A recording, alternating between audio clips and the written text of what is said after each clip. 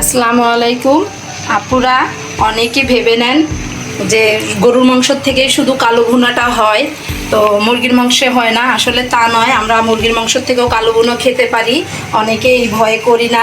তো আজকে আমি মুরগির মাংসর কালো ভুনা করেছি। তো চলুন কিভাবে কালো ভুনাটা করতে হয়। তো চলুন আমরা প্রথমে আমাদের পেঁয়াজটা ব্রেস্তাটা করে নেই। আমি 200 গ্রামের মতন তেল নিয়েছি। পুরো পেঁয়াজটা আপনারা জোরে চুলার আঁচ জোরে ছড়ে ভেজে নেবেন, একদম মুচমুচে করে নেবেন। পেঁয়াজটা লাল লাল করে ব্রেস্তাটা করে নিব। তো আমাদের পেঁয়াজ ব্রেস্তাটা করা হয়ে গেছে। পেঁয়াজ ব্রেস্তাটা যখন করবেন একটু মোটা মোটা করে নেবেন। এখন আমরা উঠিয়ে নিই। তারটাকে আমি এখন ফ্যানের নিচে একটু ঠান্ডা হতে রেখে দিব। ততক্ষণে আমি মুরগির মাংসটা একটু গরম পানি দিয়ে পানিটা বের, আমরা মুরগির মাংসটাকে একদম পানিটা ফুটিয়ে ফেলেছি। তো পানিটা ফুটানোর কারণ, যখন আমি গরম পানিতে দিব মুরগির মাংসের গায়ে যে পানিগুলো, সব পানিগুলো বের হয়ে যাবে। মিনিমাম 1 মিনিট একটু নেড়ে চেড়ে একটা ঝাঁপির সাহায্যে আপনি পানিটা ঝরিয়ে নেবেন। 1 মিনিটে দেখেন মাংসগুলো একটু শক্ত হয়ে গেছে। এভাবে আপনারা নামিয়ে ফেলবেন। গায়ের পানিটা বের হয়ে যাবে এভাবে, তাহলে আমাদের আর পানি ইউজ করতে হবে না, বা পানি এর থেকে বের হবে না।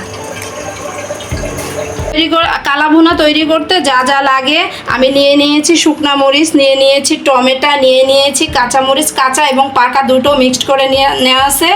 এখানে আছে আদা এবং রসুন পেস্ট, এখানে আছে টক দই, এখানে আছে শাহি মশলা। তো গরু মাংস রান্না করতে আমাদের অনেক মশলা লাগে, পরিমাণের মতো লাগে, কিন্তু মুরগির মাংসে মশলাটা কম লাগে। আমি শাহি মশলা আমার ডিসক্রিপশনে লিঙ্ক দিয়ে দিব, ওখান থেকে নিয়ে দেখে নেবেন। প্রথমে আমি যে মাংসটা গরম করেছিলাম 1 মিনিট, মাংসের গায়ের পানিটা ফেলে দিয়েছিলাম। ওই মাংসটাকে আমি চুলায়, আমি যে তেলে পেঁয়াজ বেরেস্তাটা করেছি ওখানে দিয়ে দিচ্ছি। এখন আমি মাংসের পরিমাণ মতন, স্বাদ মতন দিয়ে দিচ্ছি লবণ। তারপর দিয়ে দিচ্ছি 1 চামচ হলুদ। তারপর দিয়ে দিচ্ছি 1 চামচ হলুদ। দিয়ে দিচ্ছি আদা এবং রসুন পিষা। তারপরে দিয়ে দিচ্ছি কাঁচা এবং পাকা, আপনারা যতটুকু ঝাল খাবেন ততটুকু ঝাল নিয়ে নিতে পারেন। আমার পরিমাণ মতন আমি ঝাল নিয়ে নিয়েছি। তারপরে নিয়ে নিয়েছি আমি টক দই। এখানে 3 চামচ টক দই নিয়েছি। এখান থেকে আমার শাহি যে মশলাটা সেটা আমি 1 চামচ পরিমাণ দিয়ে দিচ্ছি, বাকিটা আমি পরে ইউজ করব। তারপর এখান থেকে দিয়ে দিচ্ছি আমি অর্ধেক পরিমাণ পেঁয়াজ ব্রেস্তা। এভাবে আপনারা জোরে সোরে একদম চুলার আঁচটা একটু বাড়িয়ে দিয়ে অনবরত নাড়তে থাকবেন। একটু গরম হয়ে গেছে, এখন আমি দিয়ে দিচ্ছি টমেটোগুলো। টমেটোগুলো আপনারা এমন করে পিস করে নিতে পারেন, চাইলে টমেটো পেস্ট করে দিতে পারেন আপনাদের রুচি অনুযায়ী। এখন আমি চুলাটাকে ডিম করে দিয়ে এটাকে মিনিমাম 10 থেকে 15 মিনিট আমি রান্না করে নেব। আমাদের মুরগির মাংসগুলা, কালো ভুনাগুলা 15 মিনিটের জন্য ডিম করে আমি ভুনা করে নিয়েছি। এখন আমি অন্য একটা প্যানে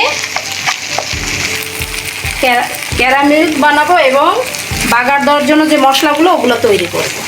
আমি বাগার দেওয়ার জন্য সরিষার তেল ইউজ করছি। আমি মিনিমাম 10 গ্রাম সরিষার তেল নিয়ে নিব এখানে গরম করে। প্রথমে আমি পেঁয়াজগুলো দিয়ে দিচ্ছি বাগার দেওয়ার জন্য।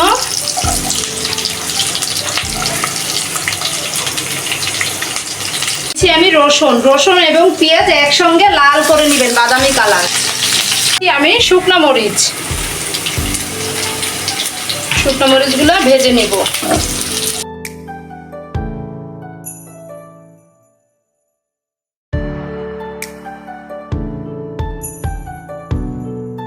আমি এখন সামান্য একটু পানির ভিতরে 2 চামচ চিনি দিয়ে ক্যারামেল বানিয়ে নিব। আমি ক্যারামেলগুলো দিয়ে দিচ্ছি। এখন আমি ক্যারামেলগুলো গরম গরমই দিয়ে দিচ্ছি। খুব সহজেই ক্যারামেলকে এভাবেই বানানো যায়। সরিষার তেল দিলে কালারটা আরও দেখতে ভালো লাগে। পেঁয়াজ বেরেস্তাগুলো রেখেছিলাম ওটাই দিয়ে দিচ্ছি। এখন দিয়ে দিচ্ছি আমি বাকি যে মশলা বানিয়েছিলাম, অর্ধেকটা দিয়েছি, অর্ধেকটা রেখে দিয়েছি। এভাবে আপনারা যতক্ষণ খুশি ততক্ষণ নাড়তে পারেন, আপনাদের রুচি অনুযায়ী। আরও কত কালো করবেন বা কত কালো খাবেন, 10 থেকে 15 মিনিট বা 5 মিনিট আপনাদের রুচি অনুযায়ী। কালা ভুনায় মুরগির মাংসে দিয়ে দিচ্ছি 1 চামচ জিরার ফাঁকি নামানোর আগে।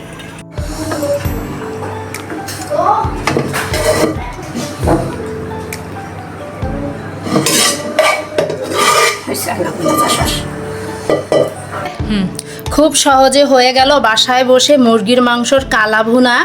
তো আমার রান্নাটা আশা করি ভালো লেগেছে। তো প্লিজ আমার চ্যানেলটাকে সাবস্ক্রাইব করে দিবেন, পাশে থাকবেন, কমেন্ট, প্রতিদিনের ভোজন। আসসালামু আলাইকুম।